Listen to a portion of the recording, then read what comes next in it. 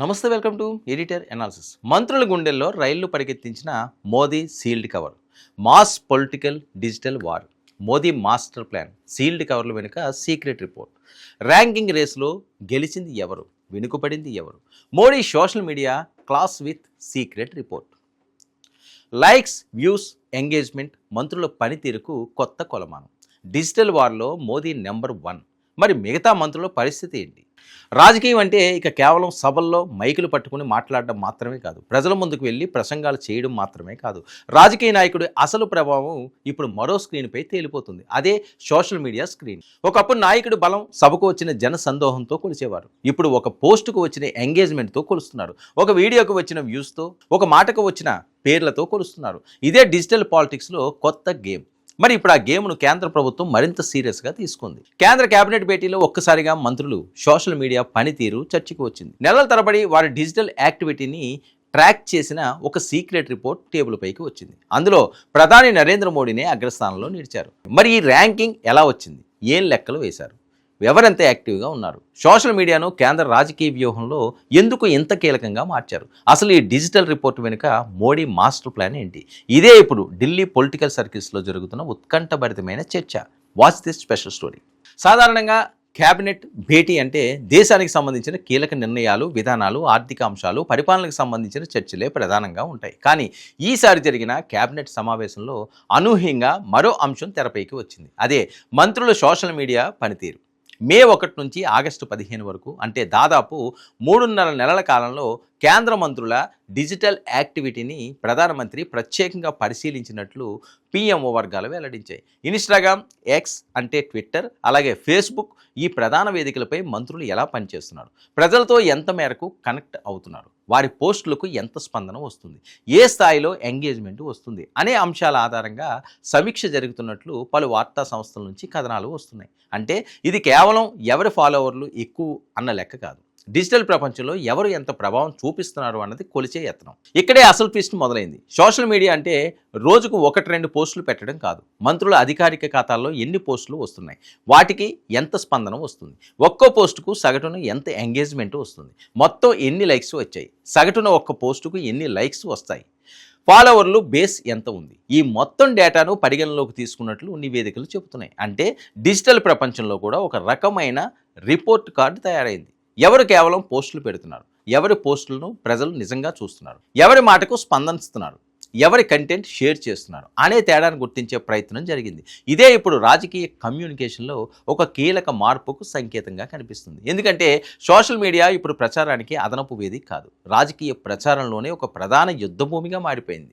ఈ ర్యాంకింగ్లో అందరి దృష్టిని ఆకర్షించిన పేరు ఒకటే, ప్రధాని నరేంద్ర మోడీ. కేంద్ర మంత్రులు సోషల్ మీడియా పనితీరుపై జరిగిన ఈ మొత్తం అంచనాలో మోదీ అగ్రస్థానంలో నిలిచినట్లు సమాచారం. దశాబ్ద కాలంగా సోషల్ మీడియాను రాజకీయ కమ్యూనికేషన్ శక్తివంతమైన ఆయుధంగా ఉపయోగిస్తున్న మోదీ ఇప్పటికీ డిజిటల్ స్పేస్లో తన ఆధిపత్యాన్ని కొనసాగిస్తున్నారన్న సంకేతం ఇది. ముఖ్యంగా ఎక్స్ అంటే ట్విట్టర్ వేదికను ఆయన ప్రభుత్వ నిర్ణయాలు, విధాన ప్రకటనలు, ప్రజలకు నేరుగా సందేశాలు ఇవ్వడానికి విస్తృతంగా ఉపయోగిస్తున్నారు. ఇప్పుడు ఇన్స్టాగ్రామ్ పై కూడా యువతను టార్గెట్ చేస్తూ మరింత వ్యక్తిగతంగా కనిపించే ఫార్మాట్లపై దృష్టి పెట్టినట్లు తెలుస్తుంది. అంటే రాజకీయ సందేశం ఇక కేవలం పోడియం నుంచి రావటం లేదు. అయితే మోదీ డిజిటల్ స్ట్రాటజీలో యువత ఎందుకు ఇంత కీలకంగా మారింది?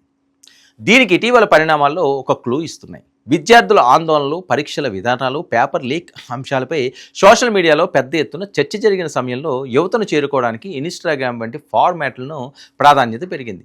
జూలై 23న మోదీ ఇన్స్టాగ్రామ్లో తన తొలి వర్టికల్ వీడియోను విడుదల చేసినట్లు ఎన్డీటీవీ ది వీక్ నివేదికలు పేర్కొన్నాయి. యువత ఎక్కువగా ఉపయోగించే ఫార్మాట్లో నేరుగా మాట్లాడే ప్రయత్నంగా దీనిని చూశారు. అంటే ఒకప్పుడు ప్రధానమంత్రి ప్రసంగం కోసం టీవీ కెమెరాల ముందు కూర్చోవలసిన అవసరం ఉండేది. ఇప్పుడు ఒక మొబైల్ ఫోన్ కెమెరా, ఒక చిన్న వర్టికల్ వీడియో, కొన్ని సెకండ్ల సందేశం లక్షలాది మందికి చేరే అవకాశం ఇస్తుంది. ఇదే డిజిటల్ పాలిటిక్స్లో అసలు మార్పు. ఇక్కడ మరో కీలకమైన విషయం ఉంది. ఈ సమీక్ష కేవలం మంత్రుల మధ్య పోటీ పెట్టడానికి మాత్రమే కాదని వార్తా కథనాలు సూచిస్తున్నాయి. వారి డిజిటల్ కమ్యూనికేషన్ ఎంత ప్రభావవంతంగా ఉందో అంచనా వేయడం కూడా దీని ఉద్దేశంగా కనిపిస్తుంది. ఒక మంత్రి రోజుకు 10 పోస్టులు పెట్టొచ్చు, కానీ వాటిని ఎవరో పట్టించుకోకపోతే ఆ పోస్టుల సంఖ్యకు అర్థం ఏంటి? మరో మంత్రి తక్కువ పోస్టులు పెట్టినా ఒక్క పోస్టుకు భారీ స్థాయిలో స్పందన వస్తే అతని డిజిటల్ ప్రభావం ఎక్కువగా ఉన్నట్లే కదా. అందుకే మొత్తం ఎంగేజ్మెంట్తో పాటుగా ఒక్కో పోస్టుకు వచ్చే సగటు ఎంగేజ్మెంట్, అలాగే లైక్స్ వంటి ప్రమాణాలను కూడా పరిశీలిస్తున్నట్లు సమాచారం. ఇదే ర్యాంకింగ్ను కేవలం ఫాలోవర్ల లెక్క నుంచి బయటికి తీసుకువచ్చింది. సంఖ్య ఎంత అన్నదే కాదు, ఆ సంఖ్యలో ఏం చెబుతున్నారు అన్నదే అసలు ప్రశ్నగా మారింది. అంటే కేంద్ర మంత్రులకు ఇప్పుడు కొత్త రాజకీయ సందేశం వెళ్ళినట్టే. ప్రజలతో కనెక్ట్ అవ్వాలంటే ఢిల్లీలో కూర్చుని ప్రెస్ నోట్లు విడుదల చేయడం సరిపోదు. తమ శాఖలో జరుగుతున్న పనిని, ప్రభుత్వం తీసుకుంటున్న నిర్ణయాలను, సంక్షేమ పథకాలను, అభివృద్ధి కార్యక్రమాలను ప్రజలకు అర్థమయ్యే భాషలో డిజిటల్ ఫార్మాట్ల ద్వారా వివరించాల్సింది. ముఖ్యంగా యువతను చేరుకోవాలంటే ఇన్స్టాగ్రామ్ రీల్స్, షార్ట్స్ వీడియోలు, ఇక ఇంటరాక్టివ్ కంటెంట్ లాంటి ఫార్మాట్లపై దృష్టి పెట్టాల్సింది. అందుకే మంత్రులు సోషల్ మీడియా పనితీరుపై మరింత ఫోకస్ పెట్టాలని సూచిస్తున్నట్లు నివేదికలు చెబుతున్నాయి. అంటే ఇకపై ఒక మంత్రి ఫైల్పై ఎంత వేగంగా సంతకం చేశారో అన్నదే కాదు, ఆ పని ప్రజలకు ఎంత వేగంగా కనిపించింది అన్నది కూడా రాజకీయ కమ్యూనికేషన్లో కీలకంగా మారుతుంది. అయితే ఈ కథలో మరో ఆసక్తికరమైన అంశం ఉంది. సోషల్ మీడియాలో ర్యాంకింగ్ కొత్తగా పుట్టిన ఆలోచన కాదు. మోదీ ప్రభుత్వంలో ఇలాంటి డిజిటల్ రిపోర్ట్ కార్డ్ ప్రయోగాలకు గతంలో కూడా ఉదాహరణ ఉంది. 2016లో మంత్రులు సోషల్ మీడియా పనితీరును పరిశీలించి వారికి వ్యక్తిగత రిపోర్ట్లు ఇచ్చినట్లు బిజినెస్ స్టాండర్డ్స్ అనే మీడియా సంస్థ అప్పట్లో రిపోర్ట్ చేసింది.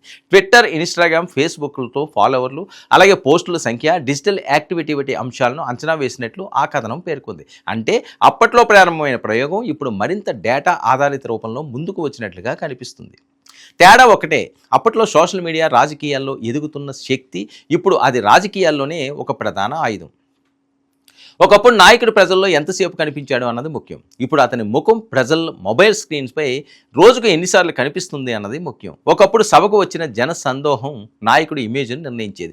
ఇప్పుడు ఒక వీడియోకు వచ్చిన కోట్ల వ్యూస్, లక్షల లైక్స్, వేల కామెంట్లు, షేర్లు, రీచ్, ఎంగేజ్మెంట్ ఇవన్నీ కలిపి ఒక కొత్త డిజిటల్ జన సందోహాన్ని సృష్టిస్తున్నాయి. అయితే ఇక్కడ మరో ప్రమాదం కూడా ఉంది.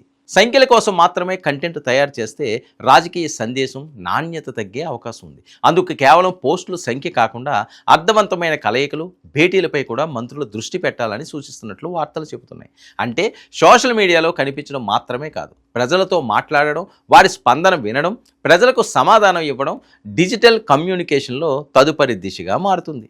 ఇక ఇప్పుడు అసలు రాజకీయ ప్రశ్న మొదలవుతుంది. ఈ ర్యాంకింగ్ తర్వాత కేంద్ర మంత్రులు సోషల్ మీడియా వ్యూహం మారుతుందా? తమ డిజిటల్ టీములకు మరింత బలోపేతం చేస్తారా? ఇన్స్టాగ్రామ్లో రీల్స్ పెంచుతారా? ఎక్స్లో మరింత వేగంగా స్పందిస్తారా? ప్రభుత్వ పథకాలకు కొత్త తరానికి అర్థమయ్యే భాషలో చెప్పే ప్రయత్నం పెంచుతారా? ఇవన్నీ ఇప్పుడు ఆసక్తికర ప్రశ్నలుగా మారాయి. ఎందుకంటే ఒక మంత్రి సోషల్ మీడియాలో వెనుకబడితే అది కేవలం డిజిటల్ లోపం కాదు, ఆయన చేస్తున్న పని ప్రజలకు కనిపించకుండా పోవడం కూడా కావచ్చు. ప్రజలకు కనిపించిన పని రాజకీయంగా ఎంత ప్రభావం చూపుతుంది అన్నది మరో ప్రశ్న. అందుకే డిజిటల్ విజిబిలిటీని పాలనలో ఒక కొత్త కమ్యూనికేషన్ టూల్గా కేంద్రం చూస్తున్నట్లు ఈ మొత్తం పరిణామం ఇప్పుడు సూచిస్తుంది.